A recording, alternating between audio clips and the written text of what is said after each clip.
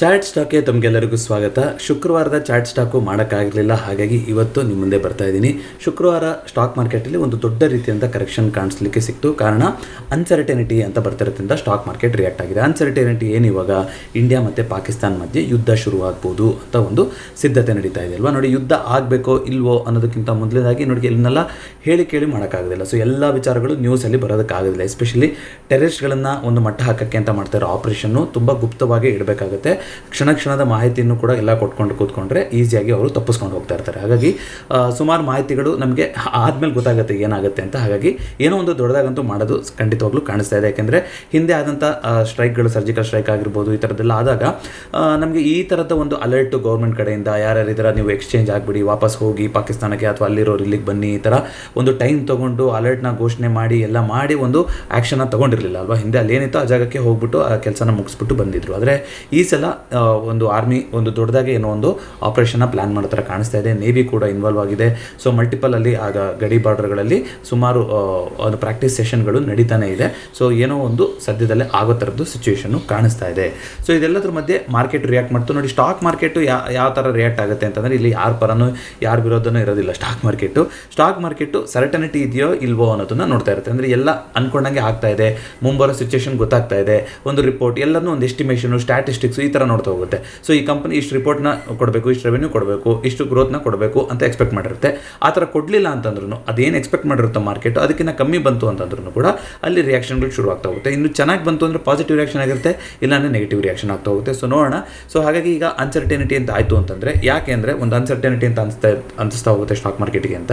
ಈಗ ಎಲ್ಲ ದೇಶಗಳು ಹೇಳ್ತಾ ಇರ್ಬೋದು ನಾವು ಸಪೋರ್ಟ್ ಕೊಡ್ತೀವಿ, ಹಾಗೆ ಮಾಡ್ತೀವಿ ಅಂತ. ಬಟ್ ಆ್ಯಕ್ಚುಲಿ ಯುದ್ಧ ಅಂತ ಶುರು ಆಯಿತು ಅಂದರೆ ಯಾರು ಪರವಾಗಿ ನಿಲ್ತಾರೆ ಅನ್ನೋದು ನಾವು ಹಿಸ್ಟಾರಿಕಲಿ ನೋಡ್ತಾ ಬಂದಿದ್ದೀವಿ. ಹಾಗಾಗಿ ಯಾರನ್ನೂ ಇಲ್ಲಿ ನಂಬೋ ಥರ ಸಿಚುವೇಶನ್ ಇರೋದಿಲ್ಲ. ಸೊ ಅದರಿಂದ ಯಾವ್ಯಾವ ಥರ ಚೇಂಜಸ್ ಆಗ್ಬೋದು, ಆ ಥರದ್ದು ಏನಾದ್ರು ಮುಂದಕ್ಕೆ ತಳ್ಳಿಬಿಟ್ಟು ಆಮೇಲೆ ಹಿಂದೆಯಿಂದ ಯಾರು ಏನು ಕೆಲಸ ಮಾಡ್ಬೋದು, ಈ ಥರದ್ದೆಲ್ಲದೂ ಕೂಡ ಮಾರ್ಕೆಟು ಅಬ್ಸರ್ವ್ ಮಾಡ್ತಾ ಇರುತ್ತೆ. ಸೊ ಅದನ್ನ ಲಾಂಗ್ ಟರ್ಮಿಗೆ ತೊಗೊಂಡು ಹೋಗುತ್ತಾ ಏನಾಗುತ್ತೆ ಅನ್ನೋದನ್ನು ಮಾರ್ಕೆಟು ಅಬ್ಸರ್ವ್ ಮಾಡ್ತಾ ಇರುತ್ತೆ. ಸೊ ಓವರಾಲ್ ನೋಡೋದಾದರೆ ನಿಫ್ಟಿ 50ನಲ್ಲಿ ತುಂಬ ನಿಫ್ಟಿ ನೆಕ್ಸ್ಟ್ 50 ಇದು. ನಿಫ್ಟಿ 50ನಲ್ಲೂ ಕೂಡ ಆಲ್ಮೋಸ್ಟ್ ಸುಮಾರು ಸೆಕ್ಟರ್ಗಳಲ್ಲಿ ಸೆಲ್ಲಿಂಗ್ ಬಂದಿತ್ತು, ಎಕ್ಸೆಪ್ಟ್ ಐ ಟಿ ಸೆಕ್ಟರ್ ಹೊರತುಪಡಿಸಂಗೆ ಇನ್ನೆಲ್ಲದರಲ್ಲೂ ಸ್ವಲ್ಪ ಸೆಲ್ಲಿಂಗೇ ಜಾಸ್ತಿ ಕಾಣಿಸಿತ್ತು ಶುಕ್ರವಾರ ದಿವಸ. SBI ಲೈಫು ನೋಡಿ, ರಿಸಲ್ಟ್ಸ್ ಬಂದಿತ್ತು ಅಂತ ಒಳ್ಳೆ ರಿಸಲ್ಟ್ಸ್ ಅಂತ ಬಂದಿರಲಿಲ್ಲ. ಆದರೆ ಸುಮಾರು ಏಜೆನ್ಸಿಗಳು ಏನಂತ ಕೊಟ್ಟಿದ್ದಾರೆ, ಪಾಸಿಟಿವ್ ರೇಟಿಂಗ್ನ ಕೊಟ್ಬಿಟ್ಟಿದ್ದಾರೆ SBI ಲೈಫಿಗೆ. ಇನ್ನೂ ಟಾರ್ಗೆಟ್ಗಳು ಚೆನ್ನಾಗಾಗ್ಬೋದು ಆ ರೀತಿ ಅಂತ. ಹೀಗಾಗಿ 5% ಅಪ್ ಮೂವ್ಮೆಂಟ್ ಬಂದಿತ್ತು SBI ಲೈಫು. ಅದೇ ಟಾಪ್ ಗೇನರ್ ಆಗಿತ್ತು ಶುಕ್ರವಾರ ದಿವಸ. ಅದೇ ರೀತಿ ಟಾಪ್ ಲೂಸರ್ ಅಂತ ನಾವು ನೋಡ್ತಾ ಹೋಗೋದಾದರೆ ಶ್ರೀರಾಮ್ ಫೈನಾನ್ಸಲ್ಲಿ ರಿಸಲ್ಟ್ಸು ಇವತ್ತು ಇವತ್ತು ರಿಸಲ್ಟ್ಸ್ ಇದೆ. ಶ್ರೀರಾಮ್ ಫೈನಾನ್ಸು 5.95% ಕರೆಕ್ಷನ್ ಬಂದಿದೆ. ಬಹುಶಃ ಅದೇ ಅನಿಸುತ್ತೆ ಟಾಪ್ ಲೂಸರು. ಅಪೋಲೋ ಹಾಸ್ಪಿಟಲ್ಸಲ್ಲಿ 2.88% ಬಂದಿತ್ತು. ಕರೆಕ್ಟ್, ಶ್ರೀರಾಮ್ ಫೈನಾನ್ಸೇ ನಿನ್ನೆಯ ಟಾಪ್ ಲೂಸರ್ ಆಗಿತ್ತು ನಿಫ್ಟಿ 50ನಲ್ಲಿ. ಅದೇ ರೀತಿಯಾಗಿ ನಿಫ್ಟಿ ನೆಕ್ಸ್ಟ್ 50 ಅಂತ ನಾವು ನೋಡ್ತಾ ಬರೋದಾದ್ರೆ ಸುಮಾರು ರೆಡ್ಡಲ್ಲೇ ಕಾಣಿಸ್ತಾ ಇದೆ. ಆಲ್ಮೋಸ್ಟ್ ಸ್ವಿಗ್ಗಿನಲ್ಲಿ 5%, ಬಜಾಜ್ ಹೌಸಿಂಗ್ ಫೈನಾನ್ಸಲ್ಲಿ 5.49%, ಅದಾನಿ ಗ್ರೀನಲ್ಲಿ 5.8% ಇದೆಲ್ಲ ಬಂದಿದೆ. ನೋಡಿ, ಅದಾನಿ ರಿಲೇಟೆಡ್ ಸ್ಟಾಕ್ಗಳ ಬಗ್ಗೆ ಒಂದು ಸುದ್ದಿ ಬಂದಿತ್ತು. ಏನು ಜಾರ್ಜ್ ಸೋರಸ್ ಅವರು ಮತ್ತು ರಾಹುಲ್ ಗಾಂಧಿ ಅವರು ಸೇರಿಕೊಂಡು ಹಿಂಡನ್ಬರ್ಗಿಂದನೇ ರಿಪೋರ್ಟ್ ಮಾಡಿರೋದು ಅಂತ ಇಸ್ರೇಲ್ನ ಮೊಸಾಕ್ ಅವರು ರಿಪೋರ್ಟ್ನ ಬಂದಿದ್ದಾರೆ. ಅದರಿಂದ ಪಾಸಿಟಿವಿಟಿ ಆಯಿತು ಏನಾಯಿತು ಆ ಥರ ರಿಯಾಕ್ಟ್ ಮಾಡೋಂಥ ಸಿಚುವೇಷನಲ್ಲಿ ಇಲ್ಲ ಇವಾಗ ಸ್ಟಾಕ್ ಮಾರ್ಕೆಟು. ಹಾಗಾಗಿ ಅಂಥ ಒಂದು ಏನು ಚೇಂಜಸ್ ಕಾಣಿಸಿಲ್ಲ, ನೆಗೆಟಿವ್ ಆಗಿ ರಿಯಾಕ್ಟ್ ಆಗಿದೆ ಅದಾನಿ ಸ್ಟಾಕ್ಗಳು. ಬಟ್ ಆ ರೀತಿ ಒಂದು ನ್ಯೂಸು ಹೊರಗಡೆ ಬಂದಿತ್ತು, ಒಂದು ಕಾನ್ಸ್ಪಿರೆನ್ಸಿ ಇತ್ತು ಅಲ್ಲಿ ಅಂತ. ಅದೇ ರೀತಿಯಾಗಿ ಹ್ಯಾವೆಲ್ಸಲ್ಲಿ 0.3% ಕರೆಕ್ಷನ್ ಆಗಿದೆ. ಬಹುಶಃ ಎಲ್ಲದೂ ನೆಗೆಟಿವ್ ಆಗೇ ಇದೆ ನಿಫ್ಟಿ ನೆಕ್ಸ್ಟ್ 50ನಲ್ಲಿ. ಅದೊಂದೇ ಇವಾಗ ಸ್ವಲ್ಪ ಕಮ್ಮಿ ಸೆಲ್ ಆಗಿರೋದ್ರ ಮೂಲಕ ಟಾಪ್ ಇಲ್ಲ. ಗೋಡ್ರೇಜ್ ಗೋಡ್ರೇಜ್ ಕನ್ಸ್ಯೂಮರ್ ಪ್ರಾಡಕ್ಟ್ಸ್ 0.11% ಅಷ್ಟೇ ಕರೆಕ್ಷನ್ ಬಂದಿತ್ತು. ಸೊ ಓವರಾಲ್ ನೋಡ್ತಾ ಬರೋದಾದರೆ ಯಾವ ರೀತಿಯಾಗಿತ್ತು ಅಂತ ನೋಡಿ, ನಿಫ್ಟಿನಲ್ಲಿ ನಿನ್ನೆ ಒಂದು ಓಪನಿಂಗ್ ಚೆನ್ನಾಗೇ ಆಯಿತು, 24,000. ಇದನ್ನ ನೋಡಿ, ಕೆಲವೊಂದು ವಿಚಾರಗಳನ್ನು ಹೇಳಬೇಕು. ಈಗ ನ್ಯೂಸ್ ಬಂತು, ಮಾರ್ಕೆಟಲ್ಲಿ ಭಯ ಇದೆ, ಈ ಥರದ್ದೆಲ್ಲ ಅಂದ್ಕೊಂಡು ನಾವು ಮಾಡಬೇಕಾ? ಮೊದಲೇ ಹೇಳಿದ್ದೆ, ಕರೆಕ್ಷನ್ ಬಂತು ಅಂತಂದರೆ ನಾವು ಜಾಸ್ತಿ ಏನೋ ಒಂದು ಹಿಂಗಾಯಿತು ಕ್ರ್ಯಾಶ್ ಆಯಿತು ಅಂತ ಅಂದ್ಕೊಳ್ಳೋಂಥ ಸಿಚುವೇಶನ್ ಇಲ್ಲ. ಕಾರಣ ಏನು, 2 ವಾರಗಳಲ್ಲಿ ಆಲ್ಮೋಸ್ಟ್ 2,000 ಪಾಯಿಂಟ್ಗಳ ರ್ಯಾಲಿ ಆಗಿದೆ. ಯಾವುದೇ ಕ್ಷಣದಲ್ಲೂ ಬೇಕಾದರೂ ನಮಗೆ ಸೆಲ್ಲಿಂಗ್ ಬರ್ತಾ ಹೋಗ್ಬೋದು, ಒಂದು ಕರೆಕ್ಷನ್ ಬರ್ತಾ ಹೋಗ್ಬೋದು ಅಂತ ಹೋದ ವಾರದಿಂದನೂ ಮಾತಾಡ್ತಾ ಬಂದಿದ್ವಿ. ಕೆಂಪು ಪ್ರಾಬಲ್ಯ ಆಗ್ಬೋದು ಅಂತ ನಾನು ಈ ವಾರ ಒಂದು ವಿಡಿಯೋ ಮಾಡಿದ್ದೆ. ಅವತ್ತು ಡೋಜಿ ಮಾಡ್ತಾ ಹೋಯ್ತು, ಅದಾದಮೇಲೆ ನೆನ್ನೆ ಒಂದು ಇಂಟರ್ನಲ್ ಕ್ಯಾಂಡಲ್ ಮಾಡಿದೆ. ಇವಾಗ ಆ ಒಂದು ಕಡೆಗೆ ಏನೊಂದು ಕರೆಕ್ಷನ್ ಆಗಬೇಕಾಗಿತ್ತು, ಅದ್ರ ಕಡೆಗೆ ಬರ್ತಾ ಇದೆ. 23,750 800 ಫಸ್ಟ್ ಮಿನಿಮಮ್ ಅದು ಅಲ್ಲಿಗೆ ಟೆಸ್ಟ್ ಆಗಬೇಕು ಅಂತ ಮಾತಾಡಿದ್ವಿ. ನೆನ್ನೆ ಅದು ಹತ್ರ ಬಂದು ಲಾಸ್ಟ್ ಮೂಮೆಂಟಲ್ಲಿ ಒಳ್ಳೆ ಬೌನ್ಸ್ ಆಯಿತು. ನಾಳೆ ರಜೆ ಇದೆ, ನಾಡಿದ್ದು ಒಂದು ಗ್ಯಾಪ್ ಡೌನ್ ಓಪನಿಂಗ್ಗಳು ಕೂಡ ಆಗ್ಬೋದು, ಏನಾದರೂ ಆಗ್ಬೋದು. 23,750 ಒಂದು ಸಪೋರ್ಟ್ ಝೋನ್ ಥರ ಕಾಣಿಸಿದೆ. ಅಕಸ್ಮಾತ್ ಅಕಸ್ಮಾತ್ ಅದಕ್ಕಿಂತ ಕೆಳಗಡೆ ಓಪನ್ ಆಯಿತು ಅಂತಂದರೆ ಅದು 23,750 ರೆಸಿಸ್ಟೆನ್ಸ್ ಥರ ಕೂಡ ಆಕ್ಟ್ ಆಗ್ತಾ ಹೋಗುತ್ತೆ. ಅಲ್ಲಿಂದ ಇನ್ನೂ ಕೂಡ ಕೆಳಗಡೆ ಬರ್ತಾ ಹೋಗ್ಬೋದು. ನೋಡಿ ಇಲ್ಲಿ ಒಂದು ಗ್ಯಾಪ್ ಇದೆ 23,000. ಸೊ 23,000 ತನಕ ಮಾರ್ಕೆಟ್ ಬರೋದಕ್ಕೆ ಎಲ್ಲ ಸಾಧ್ಯತೆಗಳು ಕೂಡ ಇದೆ. ಅಕಸ್ಮಾತ್ 23,000 ಈ ಗ್ಯಾಪ್ ಇದೆಯಲ್ಲ ಇದನ್ನು ದಾಟ್ಕೊಂಡು ಕೆಳಗಡೆ ಹೊರತೋಯ್ತು ಅಂದರೆ ಏನಾಗುತ್ತೆ, ಇಲ್ಲಿ ಬಂದಿರುವಂಥ ಮೊಮೆಂಟಿನ 50% ಇವಾಗ ಕರೆಕ್ಷನ್ ಆಗಿ ಅದಕ್ಕಿಂತ ಕೆಳಗಡೆ ಬರ್ತಾ ಇದೆ ಅಂತ ಅನ್ಸುತ್ತಲ್ವಾ. ಆಗ ನಾವು ಸ್ವಲ್ಪ ಮಾರ್ಕೆಟು ನೆಗೆಟಿವ್ ಆಗಿ ಟರ್ನ್ ಆಗ್ತಿದೆ ಅಂತ ಅನ್ಕೋಬೋದು. ಅಲ್ಲಿ ತನಕ ಅಂದರೆ ಇನ್ನೂ 1,000 ಪಾಯಿಂಟು ನಿಫ್ಟಿನಲ್ಲಿ ಕರೆಕ್ಷನ್ ಆದರೂ ಕೂಡ ಇದು ಆಗಬೇಕಾಗಿದ್ದಂಥ ಕರೆಕ್ಷನ್ ಅಂತಲೇ ಓದೋಕ್ಕೆ ಇಷ್ಟಪಡ್ತೀನಿ. ಯಾಕೆಂದರೆ ತುಂಬ ಒಂದು ಜೋರಾಗಿ ರ್ಯಾಲಿ ಆಗಿತ್ತು, ಈಗ ಒಂದು ಕರೆಕ್ಷನ್ ಆಗಲೇಬೇಕಾಗ್ತಾ ಹೋಗುತ್ತೆ. ನೋಡಿ ಮೊನ್ನೆ ಮಾತಾಡ್ಕೊತಾ ಇದ್ವಿ, ಇಲ್ಲಿ 2 ಪಾಸಿಬಿಲಿಟಿ ಇದೆ. ಒಂದು ಕರೆಕ್ಷನ್ ಆದರೆ ಒಂದು ದೊಡ್ಡ ಕರೆಕ್ಷನ್ ಆಗ್ತಾ ಹೋಗುತ್ತೆ, ಈ ಗ್ಯಾಪ್ಗಳೆಲ್ಲ ಫಿಲ್ ಆಗೋ ಥರ ಕರೆಕ್ಷನ್ ಬರ್ತಾ ಹೋಗುತ್ತೆ. ಇಲ್ಲ ಅಂತಂದರೆ ಮಾರ್ಕೆಟು ಸುಮಾರು ದಿನ ಒಂದು ದೊಡ್ಡ ರೇಂಜನ್ನು ಮಾಡೋ ಥರ ದಿನ ಆಗ್ಬೋದು ಅಂತ ಮಾತಾಡ್ಕೊಂಡಿದ್ವಿ. ಈಗ ಆಗ್ತಾ ಇರೋ ಸಿಚುವೇಷನ್ನು ಡೆವಲಪ್ಮೆಂಟ್ಸು ನೋಡೋದಾದರೆ ಈ ಸಾಧ್ಯತೆ ಕಮ್ಮಿ ಅಂತ ಅನಿಸ್ತಾ ಇದೆ, ಬದಲಿಗೆ ಒಂದು ದೊಡ್ಡ ಕರೆಕ್ಷನ್ನೇ ಬರ್ತಾ ಹೋಗ್ಬೋದು ಅಂತ ಅನಿಸ್ತಾ ಇದೆ. ಇದು ಯಾವಾಗ ಯಾವ ಥರ ಆಗುತ್ತೆ, ಇದೇನಾದ್ರು ಯುದ್ಧ ಮತ್ತೊಂದು ನೋಡಿಕೊಂಡು ಅಂತ ನಾವು ಮಾತಾಡಿದ್ವಾ? ಇಲ್ಲ, ಒಂದು ಜೋರಾಗಿ ಒಂದೇ ಸಲ ಮೂಮೆಂಟ್ ಆದಾಗ 2 ಪಾಸಿಬಿಲಿಟಿ ಇರುವಂಥದ್ದು. ಒಂದು ಡೀಪ್ ಕರೆಕ್ಷನ್ ಆಗಿ ಅದಕ್ಕೆ ಜಸ್ಟಿಫಿಕೇಶನ್ ಕೊಟ್ಟು ಆ ಗ್ಯಾಪ್ಗಳನ್ನೆಲ್ಲ ರೀಟೆಸ್ಟ್ ಮಾಡಿ ಮತ್ತೆ ಬೌನ್ಸ್ ಆಗಬೇಕು. ಇಲ್ಲ ಇಷ್ಟು ಜೋರಾಗಿ ಮೂಮೆಂಟ್ ಬಂದಾಗ ಸುಮಾರು ದಿನ ಮಾರ್ಕೆಟ್ ನಿಂತು ಅಲ್ಲಿ ಹಗ್ಗ ಜಗ್ಗಟ್ಟ ಆಗಿ ಆಮೇಲೆ ನೆಕ್ಸ್ಟ್ ಮೂಮೆಂಟ್ ಆಗ್ತಾ ಹೋಗಬೇಕು. ಆ ರೀತಿಯೇ stock market demand and supply work ಆಗ್ತಾ ಹೋಗುವಂಥದ್ದಲ್ವಾ. ಸೊ ಇವಾಗ ಓವರ್ ಆಲ್ ವೀಕ್ಲಿ ಕ್ಯಾಂಡಲ್ ನೋಡ್ತಾ ಬರೋದಾದರೆ ನೋಡಿ, ಲಾಸ್ಟ್ ವೀಕು ಆದರೂ ಹೋದ ವೀಕು 2 ವಾರನೂ ತುಂಬ ಸ್ಟ್ರಾಂಗ್ ಪಾಸಿಟಿವ್ ಮೂಮೆಂಟ್ ಬಂದಿತ್ತು. ಈ ವಾರ ಏನಾಗಿದೆ, ಈ ವಾರ ಆಲ್ರೆಡಿ ಇವಾಗ ಕ್ಲೋಸ್ ಆಗಿದೆ. ಈ ವಾರ ಸೊ ಕ್ಲೋಸ್ ಆಗಿಬಿಟ್ಟು ಇವಾಗ ಏನು ಮಾಡಿದೆ, ಒಂದು ಇನ್ವರ್ಟೆಡ್ ಹ್ಯಾಮರ್ ಥರ ಮಾಡಿದೆ ಅಲ್ವಾ. ಈಗ ವಾಪಸ್ಸು ಇಲ್ಲಿ ರೆಡ್ ಆಗೋವಂಥ ಸಾಧ್ಯತೆಗಳು ಕಾಣಿಸ್ತಾ ಇದೆ. ಆ ಥರ ಆಯಿತು ಅಂತಂದರೆ ನೋಡೋಣ ಯಾವ ರೀತಿಯಾಗಿ ಪ್ರಿಪೇರ್ ಆಗುತ್ತೆ, ಈ ವೀಕ್ಲಿ ಕ್ಯಾಂಡಲ್ ಯಾವ ರೀತಿ ಕ್ಲೋಸಿಂಗ್ ಆಗುತ್ತೆ ಅನ್ನೋದನ್ನ ನೋಡ್ತಾ ಹೋಗೋಣ. ಅದೇ ರೀತಿಯಾಗಿ ಬ್ಯಾಂಕ್ ನಿಫ್ಟಿ ನೋಡಿ, ಬ್ಯಾಂಕ್ ನಿಫ್ಟಿ ಕೂಡ ರಿಯಾಕ್ಟ್ ಮಾಡಲೇಬೇಕಾಗ್ತಾ ಹೋಯಿತು. Of course bank Nifty all time ಹೈಗೆ ಬಂದಂಥದ್ದು. US ಮಾರ್ಕೆಟು, ಟ್ಯಾರಿಫು ಈ ಥರದ್ದೆಲ್ಲ ನಡೀತಿರೋ ಮಧ್ಯದಲ್ಲಿ ಬ್ಯಾಂಕ್ ನಿಫ್ಟಿ ಆಲ್ ಟೈಮ್ ಹೈನ ಮಾಡಿದೆ. ಸುಮ್ಮನೆ ಮಾಡಿರುತ್ತಾ bank Nifty all time high? ಇಲ್ಲಿ ಲಿಕ್ವಿಡಿಟಿ ಪುಷ್ ಮಾಡೋದಕ್ಕೆ ಇಲ್ಲಿ ನಾನು ಸುಮಾರು ನಿಮಗೆ ಹೇಳಿದೆ, ಸೆಟ್ ಆಫ್ ಫ್ಯಾಕ್ಟರ್ ಇದನ್ನೆಲ್ಲ ಕೂಡ ಇಂಪ್ಲಿಮೆಂಟ್ ಮಾಡ್ತಾ ಇದ್ದಾರೆ. ಅದು ಒಂದು ಪಾಸಿಟಿವ್ ಆಗಿ ಕಾಣಿಸಿತ್ತು. ಆ ಕಾರಣದಿಂದಾಗೆ ಬ್ಯಾಂಕ್ ನಿಫ್ಟಿ ಆಲ್ ಟೈಮ್ ಹೈಗೆ ಕೂಡ ಹೋಗಿತ್ತು. ಸೊ ಕೆಳಗಡೆ ಬಂತು ಅಂತಂದರೆ ಇವಾಗ ನೋಡಿ, ಈ ವಾಪಸ್ ಈ ಲೆವೆಲ್ ಏನಿದೆಯಲ್ಲ ಅಂದರೆ 53,000 ಅಂದರೆ ಇನ್ನೂ 1,500 ಪಾಯಿಂಟ್ಗಳು, 1,600 ಪಾಯಿಂಟ್ಗಳು ಬ್ಯಾಂಕ್ ನಿಫ್ಟಿನಲ್ಲಿ ಕರೆಕ್ಷನ್ ಆದ್ರೂ ಕೂಡ ಹಳೇದು ನಾವೇನು ಹಾಕೊಂಡ್ಬಂದಿದ್ವಿ ಕೋವಿಡಿಂದ ಬಂದಿರೋಂಥ ಟ್ರೆಂಡ್ ಲೈನ್ ಝೋನೇ ಬರ್ತಾ ಹೋಗುತ್ತೆ. ಸೊ 53,000 ತನಕ ಕರೆಕ್ಷನ್ ಆದ್ರೂ ಕೂಡ ಅಲ್ಲಿ ಆತಂಕ ಪಡುವಂಥ ಸ್ಥಿತಿ ಇಲ್ಲ. ಅದಕ್ಕಿಂತ ಕೆಳಗಡೆ ಬರ್ತಾ ಹೋಯಿತು ಅಂತಂದರೆ ಆಗ ನಾವು ಅನಲೈಸ್ ಮಾಡಬೇಕಾಗ್ತಾ ಹೋಗುತ್ತೆ. ಯಾಕೆಂದರೆ ನೀವು ಇದು 12 ಮಂತ್ಸು ಅಥವಾ ನೀವು 1 ಮಂತ್ ಕ್ಯಾಂಡಲ್ ಇಟ್ಕೊಂಡು ನೋಡೋದಾದರೆ ಇದು ಯಾವಾಗಿಂದ ಬಂದಿರೋದು ಅಂತಂದರೆ ಈ ಟ್ರೆಂಡ್ ಲೈನು ನೋಡಿ, ಎಕ್ಸಾಕ್ಟ್ ಕೋವಿಡಿಂದ. ಇದು 12 ಮಂತಲ್ಲಿ ಅಷ್ಟು ಕ್ಲೀನಾಗಿ ಗೊತ್ತಾಗಲ್ಲ. ನೀವು 1 ಮಂತ್ ಕ್ಯಾಂಡಲ್ ಹಾಕೊಂಡು ನೋಡೋದಾದರೆ ಇದು ಕೋವಿಡಿಂದ ಬಂದಿರೋಂಥ ಟ್ರೆಂಡ್ ಲೈನು. ಇದನ್ನ ರೆಸ್ಪೆಕ್ಟ್ ಮಾಡ್ತಾನೆ ಬಂದಿತ್ತು. ಒಂದು ಸಲ ಬಿಟ್ಟು ಹೋಗುತ್ತೆ ಅನ್ನೋ ಸಮಯದಲ್ಲಿ ವಾಪಸ್ಸು ಆಲ್ ಟೈಮ್ ಹೈ ಕಡೆಗೆ ಟರ್ನ್ ಔಟ್ ಆಗಿತ್ತು. ಸೊ ವಾಪಸ್ ಬಂದರೆ ಆ ಟ್ರೆಂಡ್ ಲೈನಲ್ಲಿ ಸಪೋರ್ಟ್ ತೊಗೋಬೇಕು. ಯಾಕಂತಂದರೆ ಇದು ಮಲ್ಟಿಪಲ್ ಮಂತ್ಸಲ್ಲಿ ಸಪೋರ್ಟ್ ಮಾಡಿರುವಂಥ ಕ್ಯಾಂಡಲ್. ಇವಾಗ ಕ್ಲೋಸಿಂಗ್ ಯಾವ ರೀತಿ ಆಗಿದೆ ಅಂತ ನಾವು ನೋಡ್ತಾ ಬರೋದಾದರೆ, ಸೋಮವಾರ ಯಾವುದೂ ಇಲ್ಲ, ಮಂಗಳವಾರ 29ನೇ ತಾರೀಕು ಸೆನ್ಸೆಕ್ಸಲ್ಲಿ ಎಕ್ಸ್ಪೈರಿ ಕೂಡ ಆಗಿರುತ್ತಲ್ವ. ಈಗ ಇಲ್ಲಿ ಒಂದು ದೊಡ್ಡ ಬಸ್ ಸ್ಟ್ಯಾಂಡ್ ಮಾಡಿದೆ. ಇದು ಆಲ್ ಟೈಮ್ ಹೈಯಲ್ಲಿ ಆದಂಥ ಬಸ್ ಸ್ಟ್ಯಾಂಡು. ಆ ಬಸ್ ಸ್ಟ್ಯಾಂಡಿಗೆ ವಾಪಸ್ ಕೆಳಗಡೆ ಬಂದು ಒಂಥರ ರಿಅಟೆಂಡ್ ಥರ ಮಾಡೋಕ್ಕೆ ಹೋಗಿ ಕೆಳಗಡೆ ಬಂದಿ. ಸೊ ಸೋಮವಾರ ದಿವಸ ದೊಡ್ಡ ಸಾಧ್ಯತೆ ಇದೆ ಒಂದು ಗ್ಯಾಪ್ ಡೌನ್ ಓಪನಿಂಗ್ ಆಕೆ ಅಥವಾ ಇಲ್ಲಿಂದ ಇನ್ನೂ ಕೆಳಗಡೆ ಹೋಗುವಂಥ ಒಂದು ಸಾಧ್ಯತೆಗಳು ಕಾಣಿಸ್ತಾ ಇದೆ. 53,000 ತನಕ ಬ್ಯಾಂಕ್ ನಿಫ್ಟಿ ಬಂದು ಟೆಸ್ಟ್ ಆದರೆ ಯಾವುದೇ ರೀತಿಯಂಥ ಆಶ್ಚರ್ಯ ಇಲ್ಲ. ಅದಕ್ಕೆ ನಾವು ಪ್ರಿಪೇರ್ ಆಗಿ ಇರ್ತಾ ಹೋಗ್ಬೋದು. ಅದೇ ರೀತಿಯಾಗಿ ಇಂಡಿಯಾ ವಿಕ್ಸು ನೋಡಿ ಮತ್ತೆ ಜಾಸ್ತಿ ಆಗಿದೆ, 17ಕ್ಕೆ ಹೋಗಿದೆ. ಇಂಡಿಯಾ ವಿಕ್ಸ್ ಜಾಸ್ತಿ ಆಗ್ತಾ ಇದೆ ಅಂದರೆ ಅರ್ಥ ಏನು, ಮಾರ್ಕೆಟು ಮೇಲೆ ಹೋಗುವಂಥ ಸಾಧ್ಯತೆ ಕಡಿಮೆ ಇದೆ, ಮಾರ್ಕೆಟ್ನಲ್ಲಿ ಭಯ ಆವರಿಸ್ತಾ ಇದೆ ಅಂತ. ಇಂಡಿಯಾ ವಿಕ್ಸ್ ಬಗ್ಗೆ ಡೆಡಿಕೇಟೆಡ್ ವಿಡಿಯೋ ಇದೆ. ಪಾಕಿಸ್ತಾನ ಸ್ಟಾಕ್ ಮಾರ್ಕೆಟನ್ನು ಕೂಡ ಸುಮಾರು ಜನ ಅನಲೈಸ್ ಮಾಡ್ತಾ ಇರ್ಬೋದು, ಮಾಡೋಂಥದ್ದು ಏನೂ ಇಲ್ಲ. ಯಾಕೆಂದರೆ ಸುಮಾರು 2 ವರ್ಷದ ಹಿಂದೆ ನ್ಯೂಸ್ ಬಂದಾಗ ಅತ್ಯಂತ ವೇಗವಾಗಿ ಬೆಳೀತಾ ಇರೋ ಮಾರ್ಕೆಟ್ ಪಾಕಿಸ್ತಾನ ಮಾರ್ಕೆಟ್ ಅಂತ ಬಂದಾಗಲೇ ನಾನೊಂದು MM ಪ್ರೀಮಿಯರಲ್ಲಿ ವಿಡಿಯೋ ಮಾಡಿ ಅವ್ರದ್ದು ಏನಿದೆ KSE 100 ಅದ್ರ ಬಗ್ಗೆ ಹೇಳಿ ಕೊನೆಗೆ ವಾಜಪೇಯಿ ಅವರು ಒಂದು ಕವನನ್ನು ಮೆನ್ಷನ್ ಮಾಡಿದ್ವಿ. ಅವಾಗ ನೋಡಿ ಆ ಬುದ್ಧಿನ ಇನ್ನೂ ಅವರು ಬಿಟ್ಟಿಲ್ಲ. ಪಾಕಿಸ್ತಾನ ಏನು ಅನ್ನೋದನ್ನು ಪ್ರೂವ್ ಮಾಡಿದೆ. ಓಪನ್ ಆಗಿ ಹೇಳ್ತಾ ಇದ್ದಾರೆ, ನಾವು ಎಲ್ಲದನ್ನು ಸಾಕಿದ್ದು ಹೌದು, ನಾವೇ ಮಾಡಿದ್ದು ಹೌದು ಅಂತ. ಇಷ್ಟು ದಿನ ಈ ಭಾರತ ಎಷ್ಟು ಕಡೆ ಹೇಳೋಕ್ಕೆ ಪ್ರಯತ್ನ ಪಟ್ಟರು ಕೂಡ ಅದನ್ನ ತಳ್ಳಾಗ್ತಾ ಬಂದಿತ್ತು. ಈಗ ಅವರವರ ಮಿನಿಸ್ಟರ್ಗಳೇ ಅವರನ್ನು ಎಕ್ಸ್ಪೋಸ್ ಮಾಡ್ತಾ ಇರೋಂಥದ್ದು. ಇದು ದೊಡ್ಡ ಒಂದು ಆಪರ್ಚುನಿಟಿ ಭಾರತಕ್ಕೆ. ಹಿಂದೆ ಯುದ್ಧ ಆದಾಗಲೂ ಸುಮಾರು ಜಾಗನ ಆಕ್ಯುಪೈ ಮಾಡ್ಕೊಂಡಿದ್ದು, ಆಕ್ಯುಪೈ ಮಾಡ್ಕೊಂಡಿದ್ದಲ್ಲ, ನಮ್ಮ ಜಾಗನ ನಾವು ವಾಪಸ್ ಪಡ್ಕೊಂಡಿದ್ದು. ಅದನ್ನ ನಮಗೆ ಎಲ್ಲರೂ ಬಿಟ್ಬಿಡಿ, ಹಂಗೆ ಮಾಡಿ ಹಿಂಗೆ ಮಾಡಿ ಅಂತ ಮರುಕಪಡಿಸ್ಬಿಟ್ರು, ಹಿಂದಿನವರು ಬಿಟ್ಬಿಟ್ರು. ಅದು ಇವಾಗ ನೋಡಿ ಒಂದು ಏನು ಲೈನ್ ಆಫ್ ಕಂಟ್ರೋಲ್ ಅಂತ ಇರೋದನ್ನ ಅದನ್ನೇ ಒಂದು ಪರ್ಮನೆಂಟ್ ಲೈನ್ ಆಫ್ ಕಂಟ್ರೋಲ್ ಮಾಡಿಕೊಂಡು ಕೂತ್ಕೊಂಡ್ಬಿಟ್ಟಿದ್ದಾರೆ. ಈಗ ಅದನ್ನು ವಾಪಸ್ ಪಡುವಂಥದ್ದು ತುಂಬ ಒಂದು ಒಳ್ಳೆ ನಿರ್ಧಾರ ಆಗ್ತಾ ಹೋಗುತ್ತೆ. ಈಗ ಯಾವ್ಯಾವುದರಲ್ಲಿ ಯಾವ್ಯಾವ ರೀತಿಯಾಗಿ ಚೇಂಜಸ್ಗಳು ಬರುತ್ತೆ ಅನ್ನೋದನ್ನು ನೋಡ್ತಾ ಹೋಗಬೇಕು. ಬಲೂಚಿಸ್ತಾನ್ಗಳ ಆ ಕಡೆಯಿಂದನೂ ಒಂದಿಷ್ಟು ಶುರುವಾಗ್ತಾ ಇದೆ ಅಂತ ಕೇಳ್ಪಟ್ವಿ. ಈಗ ಸಿಂಧು ನದಿದು ಕೂಡ ನಡೀತಾ ಇದೆ. ಅದಲ್ಲದೆ ಈ ರೀತಿಯಾಗಿ ರಾಜತಾಂತ್ರಿಕವಾಗಿ ಎಲ್ಲ ಕಡೆಯಿಂದನೂ ಇವಾಗ ಒಂದು ಬಿಸಿನ ಮುಟ್ಟಿಸುವಂಥ ಸಮಯ ಬಂದಿದೆ. ಸೊ ಎಲ್ಲರೂ ದೇಶದ ಜೊತೆಗೆ ಇರಬೇಕಷ್ಟೇ. ಸೊ ಅದೇ ರೀತಿಯಾಗಿ ಗೋಲ್ಡಲ್ಲೂ ಕೂಡ ಒಂದು ಕರೆಕ್ಷನ್ ಆಗಿದೆ, ಆಗಬೇಕಾಗಿದ್ದಂಥದ್ದೇ. ಇಂಟರ್ನ್ಯಾಷನಲ್ ಮಾರ್ಕೆಟಲ್ಲಿ ಗೋಲ್ಡ್ ಪ್ರೈಸು ಸ್ವಲ್ಪ ಕಮ್ಮಿ ಆಗ್ತಿರೋದ್ರಿಂದ ಇಲ್ಲೂ ಕೂಡ ಕಮ್ಮಿ ಆಗ್ತಾ ಇದೆ. ಸೊ ಅಕ್ಷಯ ತೃತೀಯ ಒಳ್ಳೆ ಸೀಸನ್ನು, ಮದುವೆ ಸೀಸನ್ನು, ಚಿನ್ನ ಖರೀದಿ ಮಾಡೋಂಥ ಮಾಡುವಂಥ ಸೀಸನ್ನು. ಸೊ ಸುಮಾರು ಡಿಸ್ಕೌಂಟ್ಗಳು ಅದು ಇದು ಎಲ್ಲ ಕೊಡ್ತಾ ಇರ್ಬೋದು. ಮತ್ತೆ ಹೇಳ್ತಾ ಇದ್ದೀನಿ, ಏನು ಶುಭ ಸಂಕೇತ ಖರೀದಿ ಮಾಡಬೇಕು ಅಂತಿದೆ, ಒಂದು ಮಿನಿಮಮ್ ಏನು ಬೇಕೋ ಅದನ್ನ ಖರೀದಿ ಮಾಡಿ, ತುಂಬ ಓವರ್ ಸ್ಟ್ರೆಚ್ ಮಾಡ್ಕೊಳಕ್ಕೆ ಹೋಗಬೇಡಿ. ಗೋಲ್ಡ್ ಹಂಗಂತ ತುಂಬ ಎಲ್ಲಿಗೂ ಹೋಗುತ್ತೆ ಹಂಗಾಗುತ್ತೆ ಎಲ್ಲ ಸರಿ ಇರ್ಬೋದು, ಆದರೆ ಒಂದು ಅವಕಾಶ ಅನ್ನೋದನ್ನು ಕೊಟ್ಟೇ ಕೊಡುತ್ತೆ, ಒಂದು ಕರೆಕ್ಷನ್ ಅನ್ನೋದನ್ನ ಕೊಟ್ಟೇ ಕೊಡುತ್ತೆ. ಅವಸರದಲ್ಲಿ ಯಾವುದೇ ರೀತಿಯಾದಂಥ ಪ್ಯಾನಿಕಲ್ಲಿ ಏನೂ ಬೈ ಮಾಡೋಕ್ಕೆ ಹೋಗಬಾರ್ದು.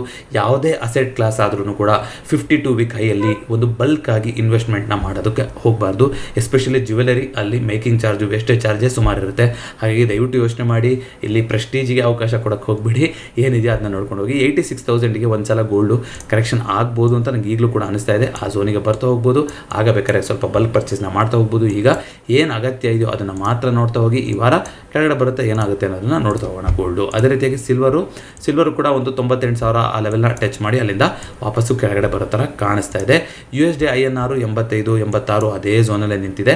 ಸೊ ಇದು ಕೆಳಗಡೆ ಬಂದಷ್ಟು ಏನಾಗುತ್ತೆ, ಬ್ಯಾಂಕ್ ನಿಫ್ಟಿಗೆ ಚೇತರಿಕೆ, ಕೆಳಗಡೆ ಬರಕ್ಕೆ ಬಿಡ್ತಾರ, ಡಾಲರ್ ಇನ್ನೂ ಸ್ಟ್ರಾಂಗ್ ಆಗುತ್ತಾ ನೋಡ್ತಾ ಹೋಗೋಣ. ಅದೇ ರೀತಿಗೆ ಡಾಲರ್ ಇಂಡೆಕ್ಸು ಅದು ಕೂಡ ನೋಡಿ 99,100 ಅದ್ರ ಒಳಗಡೆ ಇದೆ. FIಗಳು ಪ್ರತಿದಿನ ಬೈ ಮಾಡ್ತಾನೆ ಇದ್ದಾರೆ. ಒಂದು ಇಂಟ್ರೆಸ್ಟಿಂಗ್ ಫ್ಯಾಕ್ಟು ನಿಮಗೆ, ಶುಕ್ರವಾರ ಸುಮಾರು ಜನಕ್ಕೆ ಏನಾಗಿದೆ, ದೊಡ್ಡದಾಗಿ ಒಂದು ಸೆಲ್ಲಿಂಗ್ ಆಗಿದೆಯಲ್ಲ ಇಂಡಿಯಾ ಮಾರ್ಕೆಟಲ್ಲಿ ಅಂತ ಅನಿಸ್ಬೋದು. ಆದರೆ ಸ್ವಲ್ಪ FIDA ಡೇಟಾ ನೋಡ್ಕೊಂಬನ್ನಿ. ಈ FIಗಳು ಬೈ ಮಾಡಿದ್ದಾರೆ 3,000 ಚಿಲ್ಲರೆ, 2,900 ಕೋಟಿ, DAಗಳು 3,500 ಕೋಟಿ. ಹಾಗಾದರೆ ಸೆಲ್ಲಿಂಗ್ ಮಾಡಿದ್ದು ಯಾರು? ಜನರ, ರಿಟೇಲರ್ಸೇ ಸೆಲ್ ಮಾಡಿರೋದ? ಹಾಗಾದರೆ ಹೌದು, ಖಂಡಿತ ಅವರೇ.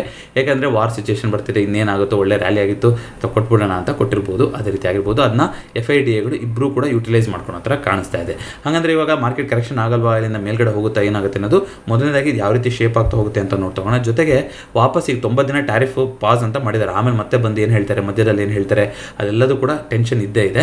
ಸೊ ಇಂಡಿಯಾಗೆ ಇದರಿಂದ ಯಾವ ರೀತಿಯಾಗಿ ನಾವು ನಮ್ಮ ಒಂದು ಏನೇನು ಕೊರತೆಗಳಿದೆಯೋ ಅದನ್ನು ನೀಗಿಸೋ ಕಡೆಗೆ ಯಾವ ರೀತಿಯಾಗಿ ನಾವು ಇದನ್ನು ಯುಟಿಲೈಸ್ ಮಾಡ್ಕೊಳೋದು ಅನ್ನೋದ್ರ ಮೇಲೆ ಒಂದಿಷ್ಟು ನಿರ್ಧಾರ ಆಗ್ತಾ ಹೋಗುತ್ತೆ. ಬ್ಯಾಂಕ್ ನಿಫ್ಟಿ ಇಂಥ ಟೈಮಲ್ಲಿ ಆಲ್ ಟೈಮ್ ಹೈ ಮಾಡಿರುವಂಥದ್ದು ಇನ್ನೂ ಕೂಡ ಇಂಡಿಯನ್ ಮಾರ್ಕೆಟಲ್ಲಿ ಆ ಇಂಟ್ರೆಸ್ಟ್ ಇದೆ ಅನ್ನೋದನ್ನು ತೋರಿಸ್ತಾ ಇದೆ. ಹಾಗಾಗಿ ಲಾಂಗ್ ಟರ್ಮ್ ಇನ್ವೆಸ್ಟರ್ಸ್ ಯಾರಿದ್ದೀರಾ, ದಯವಿಟ್ಟು ರಿಮೇನ್ ಇನ್ವೆಸ್ಟೆಡ್ ಅಂತಲೇ ಕೇಳ್ತೀನಿ. ಸೆಕ್ಟರ್ ರೊಟೇಷನ್ಗಳು ಮತ್ತೊಂದು ಆಗ್ತಾ ಇರುತ್ತೆ, ಆದರೆ ಲಾಂಗ್ ಟರ್ಮ್ ಸ್ಟೋರಿ ಇಂಡಿಯಾದು ಈಗಲೂ ಕೂಡ ಪಾಸಿಟಿವ್ ಆಗಿ ಕಾಣಿಸ್ತಾ ಇದೆ. ನ್ಯೂಸ್ ಸೆಕ್ಷನ್ಲಿ ಕೆಲವೊಂದನ್ನು ಕವರ್ ಮಾಡ್ತೀನಿ ನಾನು. ಯಾಕಂದರೆ US ಮತ್ತು ಚೈನಾದು ಟೆನ್ಷನ್ ಜಾಸ್ತಿ ಆಯಿತು ಅಂತಂದರೆ, ಚೈನಾದಲ್ಲಿ ಏನೋ ದೊಡ್ಡ ಮಟ್ಟಿನ ಮ್ಯಾನುಫ್ಯಾಕ್ಚರಿಂಗ್ ಆಗ್ತಾ ಇತ್ತು, ಐಫೋನು ಮತ್ತೊಂದೆಲ್ಲ 1 ಕೋಟಿ ಐಫೋನ್ ಏನೋ ಸೆಲ್ ಆಗುತ್ತೆ ಅಂತೀರಿ ಒಂದು ವರ್ಷದಲ್ಲಿ.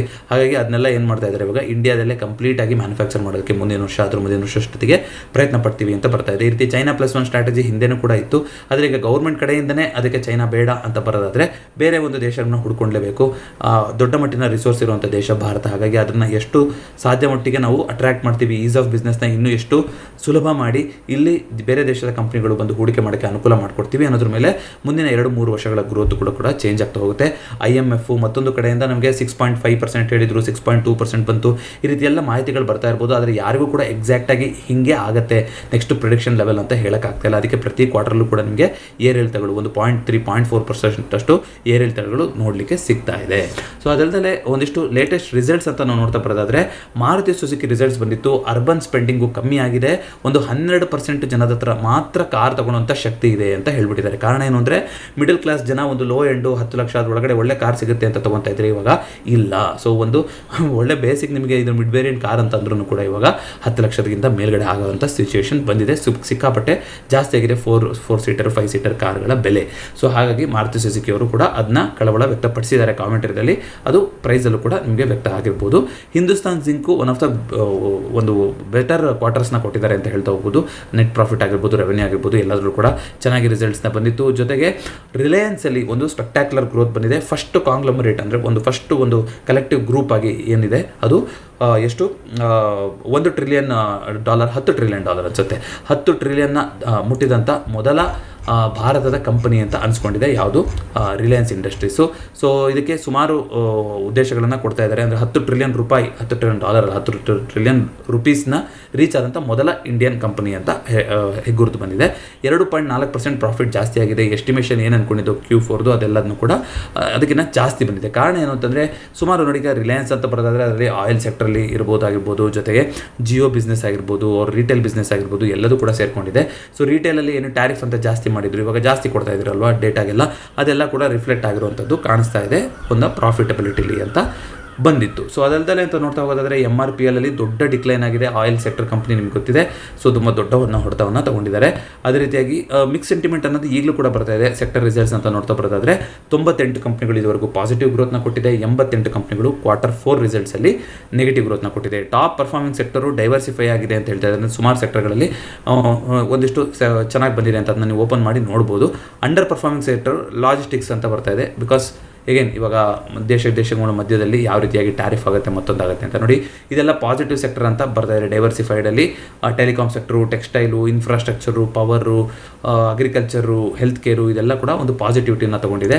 ಅದೇ ರೀತಿಯಾಗಿ ನೆಗೆಟಿವ್ ಸೆಕ್ಟರ್ ಅಂತ ನಾವು ನೋಡ್ತಾ ಬರ್ತಾರೆ ಸದ್ಯಕ್ಕೆ ಮಾಡಿರೋದ್ರಲ್ಲಿ logistics, alcohol, FMCG, construction materials, finance, plastic products ಇದರಲ್ಲೆಲ್ಲ ಸ್ವಲ್ಪ ಅಂಡರ್ ಪರ್ಫಾರ್ಮೆನ್ಸು ನೋಡಲಿಕ್ಕೆ ಸಿಕ್ಕಿದೆ. ಫೈನಾನ್ಸ್ ಅಂದರೆ ಅದರಲ್ಲಿ ಬ್ಯಾಂಕ್ ಈ ಥರ ಎಲ್ಲದೂ ಕೂಡ ಸೇರಿಕೊಂಡಿರುತ್ತೆ. ಸೊ ಅದಲ್ಲದೆ ಅಂತ ನೋಡೋದಾದರೆ ಮಂಗಳವಾರ ಸೆನ್ಸೆಕ್ಸ್ನ ಎಕ್ಸ್ಪೈರಿ ಅದು ಬಂದಾಗ ಮಾತಾಡೋಣ. ಸೊ ಸೆನ್ಸೆಕ್ಸಲ್ಲೂ ಕೂಡ ಸೇಮು ಒಂದು ಆಲ್ ಟೈಮ್ ಹೈ ಅಲ್ಲ, ಇತ್ತೀಚೆಗೆ ಬಂದಂಥ ಒಂದು ರೀಸೆಂಟ್ ಏನೊಂದು ಪೀಕಿಗೆ ಮುಟ್ಟಿತ್ತು, ಅಲ್ಲಿ ಒಂದು ಬಸ್ ಸ್ಟ್ಯಾಂಡ್ ಮಾಡಿ ವಾಪಸ್ ಬಂದು ಅದನ್ನ ಅಟೆಂಡ್ ಮಾಡಿ ತುಂಬ ಕ್ಲೀನಾಗಿ ಚಾರ್ಟ್ಸಲ್ಲಿ ಒಂದು ಕೆಳಗಡೆ ಹೋಗೋ ಥರ ಸಿಚುವೇಷನ್ನ ಕಾಣಿಸ್ತಾ ಇದೆ. ಸೊ ಇದು ಕೆಳಗಡೆ ಟೆಸ್ಟ್ ಆಗ್ತಾ ಹೋಗ್ಬೋದು. 78,000 ತನಕ ಬಂದ್ರೂ ಯಾವುದೇ ರೀತಿಯಂಥ ಆಶ್ಚರ್ಯ ಇಲ್ಲ. ಸೆನ್ಸೆಕ್ಸು ಎಗೇನ್ ಒಂದು 1000 ಪಾಯಿಂಟ್ಸ್ಗಳು ಫಾಲು ನೋಡಲಿಕ್ಕೆ ಸಿಗ್ತಾ ಹೋಗ್ಬೋದು ಸೆನ್ಸೆಕ್ಸಲ್ಲಿ. ಅದಕ್ಕಿಂತ ಕೆಳಗಡೆ ಅಂದರೆ ಸಪೋರ್ಟು 78,000ದಲ್ಲಿ ಒಂದು ಸಪೋರ್ಟು ಕಾಣಿಸ್ತಾ ಹೋಗ್ಬೋದು. ನೋಡೋಣ ಅಂತ ಯಾವ ರೀತಿ ಆಗ್ತಾ ಹೋಗುತ್ತೆ ಅಂತ. ಇದಲ್ಲದೆ ಅಂತ ನಾವು ನೋಡ್ತಾ ಬರೋದಾದರೆ ನ್ಯಾಚುರಲ್ ಗ್ಯಾಸು, ಕ್ರೂಡು ಇದೆಲ್ಲದೂ ಕೂಡ ಇನ್ನೂ ಅದೇ ರೀತಿ ಇದೆ ಸಿಚುವೇಷನು. ನ್ಯಾಚುರಲ್ ಗ್ಯಾಸು ಇನ್ನೂ ವೀಕಾಗೇ ಕಾಣಿಸ್ತಾ ಇದೆ. 250 ಆ ಝೋನಲ್ಲೇ ಕುಳಿತುಕೊಂಡಿದೆ. ಕ್ರೂಡು ಒಂದು ಅಟೆಂಡ್ ಮಾಡ್ತಾ ಇತ್ತು, ಅಲ್ಲೇ ನಿಧಾನಕ್ಕೆ ಹೋಗ್ತಾ ಇದೆ. ಕ್ರೂಡು ಏನೇ ವ್ಯತ್ಯಾಸ ಆಗಿಲ್ಲ. ಸೊ ಮೆಟಲ್ಸು ಒಂದಿಷ್ಟು ಸ್ಪೆಷಲ್ ಮೆಟಲ್ಸ್ ಇದರಲ್ಲೆಲ್ಲ ಕೂಡ ಅದೇ ರೀತಿಯಾಗಿದೆ. ಸೆಂಟಿಮೆಂಟ್ ಏನು ಚೇಂಜ್ ಆಗಿಲ್ಲ. ಸದ್ಯ ಟ್ಯಾರಿಫ್ ಪಾಸ್ ಮಾಡೋದ್ರಿಂದ ಇವು ಎಲ್ಲ ಕೂಡ ಒಂದು ರೀತಿಯಾಗಿ ಪಾಸ್ ಆದಾಗೆ ಅನ್ನಿಸ್ತಾ ಇದೆ. ಸೊ ಮುಂದಿನ ವಾರ ಖಂಡಿತವಾಗ್ಲೂ ಒಂದು ವಾಲಟೈಲ್ ವೀಕ್ ಆಗಿರುತ್ತೆ. ಪೊಸಿಷನ್ನ ಕ್ಯಾರಿ ಮಾಡ್ತಾ ಇದ್ದಾರೆ ಅಂತಂದರೆ ದಯವಿಟ್ಟು ಹುಷಾರಾಗಿರಿ. ಆದರೆ ಮಾರ್ಕೆಟ್ನಲ್ಲಿ ಕರೆಕ್ಷನಿಗೆ ಒಂದು ಅವಕಾಶ ಕಾಣಿಸ್ತಾ ಇದೆ. ಅದು ಆಗ್ತಾನು ಹೋಗ್ತಾ ಹೋಗ್ಬೋದು. ಹಾಗಂತ ಅಗ್ರೆಸಿವ್ ಆಗಿ ಓವರ್ ನೈಟ್ ಪೊಸಿಷನ್ನ, ನೇಕೆಡ್ ಪೊಸಿಷನ್ನ ಕ್ಯಾರಿ ಮಾಡುವಂಥದ್ದು ಸೂಕ್ತವಾದ ನಿರ್ಧಾರ ಆಗೋದಿಲ್ಲ. ಯಾಕೆಂತಂದರೆ ಕ್ಷಣಕ್ಕೂ ಕೂಡ ಇವಾಗ ವಾಲಟೈಲಿಟಿ ಅನ್ನೋದು ಕಾಣಿಸ್ತಾ ಹೋಗುತ್ತೆ. ಈ ತಿಂಗಳ ಮಂತ್ಲಿ ಎಕ್ಸ್ಪೈರಿ ಮುಗಿದು ಹೋಗಿದೆ. ಆದರೆ ಮೇ ತಿಂಗಳ ಎಕ್ಸ್ಪೈರಿ ಈ ವಾರದಿಂದನೇ ಶುರು ಆಗ್ತಾ ಹೋಗುತ್ತೆ. ಕಾರಣ ಮೇ 1ಕ್ಕೆ ನಿಫ್ಟಿನಲ್ಲಿ ರಜಾ ಇದೆ. ಹಾಗಾಗಿ ಈ ವಾರ ಮಂಗಳವಾರ 29ನೇ ತಾರೀಕು ಸೆನ್ಸೆಕ್ಸ್ ಎಕ್ಸ್ಪೈರಿ ಆಗ್ತಾ ಹೋಗುತ್ತೆ. ಅದರ ಮಾರನೇ ದಿನನೇ ಅಂದರೆ 30ನೇ ತಾರೀಕಿನೇ ನಿಫ್ಟಿ ಎಕ್ಸ್ಪೈರಿ ಕೂಡ ಇರ್ತಾ ಹೋಗುತ್ತೆ. ಹೋಪ್ಫುಲಿ ಅದನ್ನೆಲ್ಲದನ್ನು ಗಮನದಲ್ಲಿ ಇಟ್ಕೊಂಡು ಟ್ರೇಡ್ನ ಮಾಡ್ತಾ ಇದ್ದೀರಾ ಅಂತ ಅನ್ಕೊಂತೀನಿ. ಮತ್ತೊಂದು ಚಾರ್ಟ್ ಸ್ಟಾಕ್ ನನಗೆ ಭೇಟಿಯಾಗೋಣ. ಈ ವಿಡಿಯೋ ಇಷ್ಟ ಆಗಿದೆ ದಯವಿಟ್ಟು ವಿಡಿಯೋನ ಲೈಕ್ ಮಾಡಿ ಹಾಗೂ ಚಾನಲ್ಗೆ ಸಬ್ಸ್ಕ್ರೈಬ್ ಮಾಡಿ. ಎಲ್ಲರಿಗೂ ನಮಸ್ಕಾರ.